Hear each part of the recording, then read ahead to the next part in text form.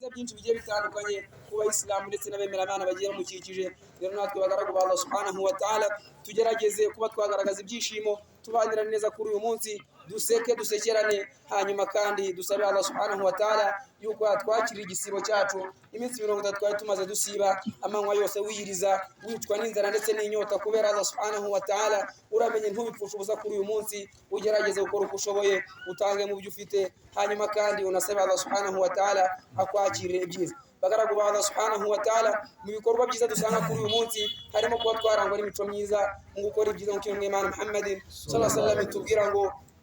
ma athqala shay'un fi mizan al-mu'min, nta kintu kizaremereza umunzani w'umwemeramana ku munsi w'imperuka min khuluqin hasan, nko kuba yarangwa n'imico myiza. Ndetse na none Imana Muhammad sallallahu alaihi wasallam aratubwira ngo nidukora uko dushoboye tubashe kuba twakunga umwe hagati yacu. N'umwemerera aratubwira ngo wasilul arham, mujye kandi mwunga ubuvandimwe, mwirinde kuba mwacana imibano. Muri hadithi ya Anas n'umwemana Muhammad sallallahu alaihi wasallam aratubwira ngo la taqata'u, muramenye ntimugaca umubano, muramenye ntazagira umwe muri mwe ugira urwango agira na mugenzi we, ndetse kandi wala tadabaru, nimugaterana imigongo mwirengagizanye, ndetse kandi wala tabaghadu,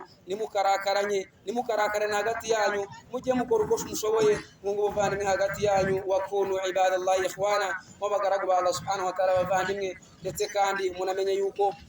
mu bituma Allah subhanahu wa ta'ala twakira ibikorwa byacu nuko tuba turabavandimwe hagati yacu. Intumwa Imana Muhammad sallallahu alaihi wasallam aratubwira ngo yu'radu al-a'malu ila Allah yawmul ahad yawmul ithnain wa yawmul khamis, ku munsi wo kuwa mbere ndetse no ku munsi wo kuwa kane ibikorwa bya mwene Adamu bizamuka kwa Allah subhanahu wa ta'ala. Hanyuma Allah akababarira abagaragu be bose keretse babandi babiri, illa al-mushrik, wa wundi ubangikanya Allah subhanahu wa ta'ala, ndetse na wa wundi utemera Allah subhanahu wa ta'ala nk'Imana imwe, akagira ibindi asenga bitari Allah subhanahu wa ta'ala, ndetse na wa wundi hagati ye bainahu wa baina ikhwanihi shahna, wa wundi ufitanye urwango hagati ye na mugenzi we. Abo ngabo ntabwo Allah subhanahu wa ta'ala bakira ibikorwa byabo, nta nubwo ababarira. Aravuga ati anzira hadaini hatta yastaliha, nimutegereze, abwira abamaleka ati nimutegereze kuri abagaragu banje babanze biyunge hagati yabo. Rero bagaragu Allah subhanahu wa ta'ala twunga ubuvandimwe hagati yacu kuri uyu munsi, hanyuma wa wundi wakurakariye umugirire imbabazi, nawe wa wundi wumva yuko mufitanye ibibazo mu bikemure. Allah subhanahu wa ta'ala bishimire, hanyuma abakirire ibikorwa byanyu mwakoze mu kwezi kwa Ramadan.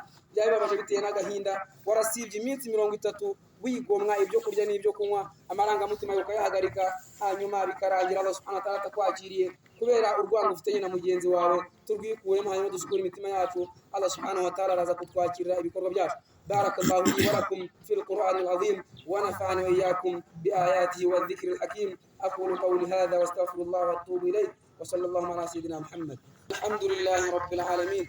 wassalatu wassalamu ala atammanil akmalan على المبعوث رحمة للعالمين مصطفى محمد صلى الله عليه وسلم وعلى آله وأصحابه ومن تبعهم بإحسان إلى يوم الدين. أما بعد, hanyuma bagaragu ba Allah subhanahu wa ta'ala, nkuko tumaze kubivuga, turi ku munsi mwiza, umunsi w'ibyishimo, umunsi ugaragaza ibirango bikomeye cyane by'idini y'Islamu, umunsi wa Eidul Fitr, umunsi w'Eid yo kuba twasoza igisibo cy'ukwezi kwa Ramadan. Nkuko twabibonye, ni byiza ku bayisilamu kuba basangira, tugasangira na bagenzi bacu badafite ibyo barya, ndetse kandi tukagerageza no kuba twamwenyurirana hagati yacu kugira ngo Allah subhanahu wa ta'ala atwishimire. Hanyuma bagaragu ba Allah subhanahu wa ta'ala, ukwezi kwa Ramadan ni ukwezi ngarukamwaka, ni Eid nkingi, ni Eid ngarukamwaka. Bishoboka yuko uyu munsi waba wisayi ariko ntuzasari ubutaha, birashoboka yuko nanone wazayisari ariko mugenzi we ntazayisari. Kubw'ibyo ngibyo bagaragu ba Allah subhanahu wa ta'ala, mu nema Allah subhanahu wa ta'ala duhaye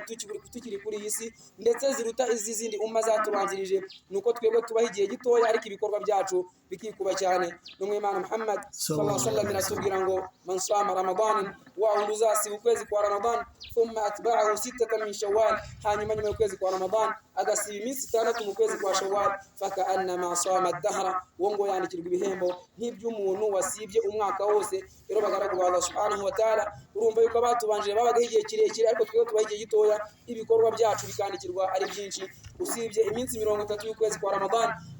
umunsi umwe ungana n'iminsi 10 yose, iminsi 30 ikangana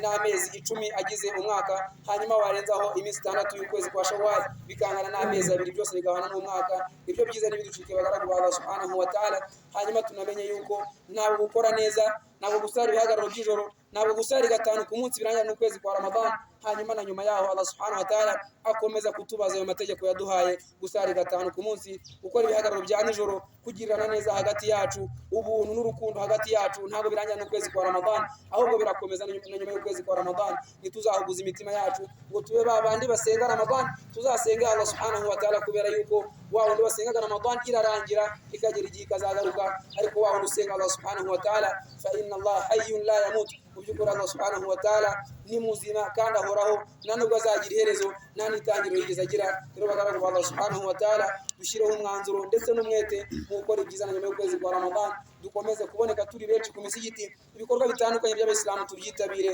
kugira ngo Allah subhanahu wa ta'ala najya kudukura kuri iyi si tuzabe kuri iyi si turabemera Imana uko yatubwiye ngo wama tadri nafsun madha taksibu gada ntabwo uzi icyo uzakora ejo nta nubwo uzi ngo uzabarizwa hehe ahubwo Allah subhanahu wa ta'ala atubwira ngo dukore neza kugira ngo naramuka dukuye kuri iyi si